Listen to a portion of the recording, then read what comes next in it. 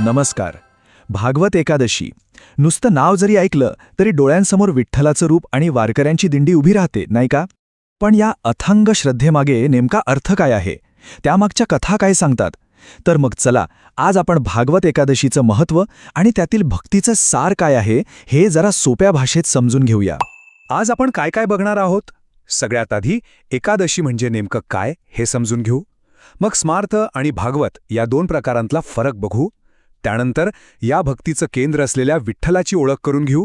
काही मस्त प्रेरणादायी कथा ऐकू. आपल्या महान वारी परंपरेबद्दल जाणून घेऊ. आणि हो, सगळ्यात शेवटी हे व्रत करायचं कसं हेही पाहू. चला तर मग जास्त वेळ न घालवता आपल्या पहिल्या आणि सगळ्यात महत्त्वाच्या प्रश्नापासून सुरुवात करूया की एकादशी म्हणजे नक्की काय? अगदी सोप्या भाषेत सांगायचं झालं तर एकादशी म्हणजे आपल्या हिंदू कॅलेंडरनुसार प्रत्येक महिन्यात येणारा 11वा दिवस. बघा, प्रत्येक महिन्यात 2 पंधरवडे असतात, एक शुक्ल पक्ष आणि दुसरा कृष्ण पक्ष. या दोन्ही पंधरवड्यातल्या 11व्या तिथीला एकादशी म्हणतात. असं मानलं जातं की हा दिवस भगवान विष्णूंना खूपच प्रिय आहे. आता विचार करा, महिन्यातून 2दा म्हणजे वर्षाला किती झाल्या? तब्बल 24 एकादशी. आणि गंमत म्हणजे या प्रत्येक एकादशीचं एक वेगळं नाव आणि एक खास महत्त्व आहे. पण एक प्रश्न नेहमी पडतो की एकादशीला उपवास का करतात आणि त्यातही धान्य का खायचं नसतं? तर यामागे एक आध्यात्मिक श्रद्धा आहे. असं मानलं जातं की या दिवशी सगळी पापं अन्नामध्ये, विशेषतः धान्यांमध्ये आश्रय घेतात. त्यामुळे धान्यांपासून दूर राहून भक्त एक प्रकारे पापांपासून दूर राहण्याचा प्रयत्न करतात. आता आपण एकादशीच्या एका महत्त्वाच्या प्रकाराबद्दल बोलूया. अनेकदा स्मार्थ आणि भागवत एकादशीबद्दल थोडा गोंधळ उडतो. चला, तो नेमका फरक काय आहे ते समजून घेऊया. फरक तसा खूप सोपा आहे. बघा, काही वेळा पंचांगानुसार एकादशीची तिथी 2 दिवस असते. अशा वेळी पहिल्या दिवशी जी येते तिला स्मार्थ एकादशी म्हणतात. ही सहसा गृहस्थ लोक पाळतात. आणि दुसऱ्या दिवशी जी येते ती म्हणजे भागवत एकादशी. ही वैष्णव आणि विशेषतः आपल्या महाराष्ट्रातले वारकरी खूप श्रद्धेने पाळतात. आणि आज आपण याच भागवत एकादशीबद्दल बोलत आहोत. आता वळूया त्या दैवताकडे, जे या संपूर्ण परंपरेच्या केंद्रस्थानी आहे, आपले लाडके भगवान विठ्ठल. महाराष्ट्रात भागवत एकादशी आणि विठ्ठल हे एक समीकरणच आहे. विठ्ठल, ज्यांना आपण प्रेमाने विठोबा किंवा पांडुरंग म्हणतो, ते भगवान श्रीकृष्णाचेच एक रूप मानले जातात आणि ते लाखो भक्तांचे श्रद्धास्थान आहेत. विठोबा या नावातच किती सुंदर अर्थ दडलाय, नाही का? वीट आणि उभा म्हणजे विटेवर उभा तो विठोबा. देवाच्या या अशा वेगळ्या मुद्रेमागे एक खूप सुंदर कथा आहे, जी आपल्याला भक्तीचा खरा अर्थ शिकवून जाते. चला, आता अशाच काही कथा ऐकूया ज्यांनी या परंपरेला एक भावनिक आणि आध्यात्मिक ओळख दिली आहे. ही गोष्ट आहे भक्त पुंडलिकाची. स्वतः भगवान विष्णू त्याला भेटायला आले होते, पण पुंडलिक तेव्हा आपल्या आईवडिलांच्या सेवेत इतका रमून गेला होता की त्याने देवाला थांबायला सांगितलं आणि त्यांच्यासाठी एक वीट पुढे केली. आपली सेवा पूर्ण झाल्यावरच तो देवाकडे वळला. पुंडलिकाची ही निस्वार्थ सेवा पाहून देव इतके प्रसन्न झाले की ते आजही त्याच विटेवर उभे आहेत.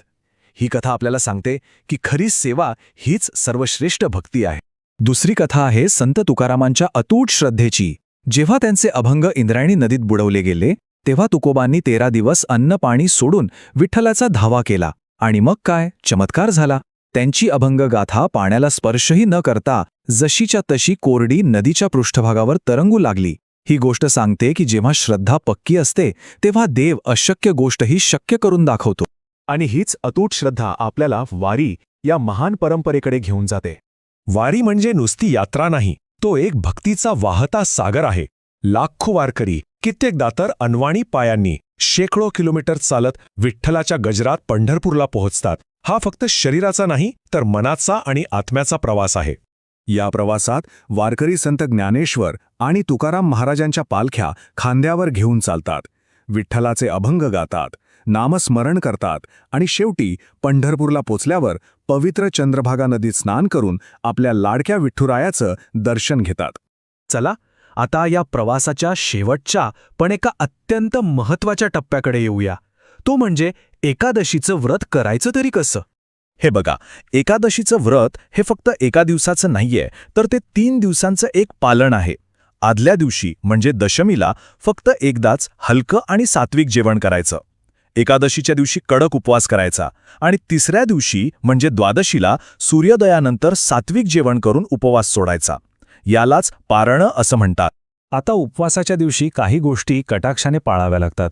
जसं की धान्य आणि कडधान्य पूर्णपणे टाळायचं, कांदा लसूण मद्यपान या गोष्टींपासून दूर राहायचं आणि महत्त्वाचं म्हणजे मन शांत ठेवायचं. राग वादविवाद टाळून जास्तीत जास्त वेळ प्रार्थनेत आणि ओम नमो भगवते वासुदेवाय सारख्या मंत्रांच्या जपात घालवायचं. आणि हे सगळं का करायचं याचं आश्वासन स्वतः भगवान श्रीकृष्णांनी दिलं आहे. ते म्हणतात, जे भक्त एकादशी करतात त्यांचं रक्षण मी स्वतः करतो. आता यापेक्षा मोठं आश्वासन काय असू शकतं? आणि जाता जाता एक विचार मनात येतो. आजच्या या धावपळीच्या आणि भव्य विधींच्या जगात पुंडलिकाने देवाला थांबून आईवडिलांच्या सेवेला दिलेलं महत्त्व, ही साधी पण निस्वार्थ भक्ती आज आपल्याला खऱ्या श्रद्धेबद्दल काय सांगून जाते याचा विचार करायला हवा, नाही का?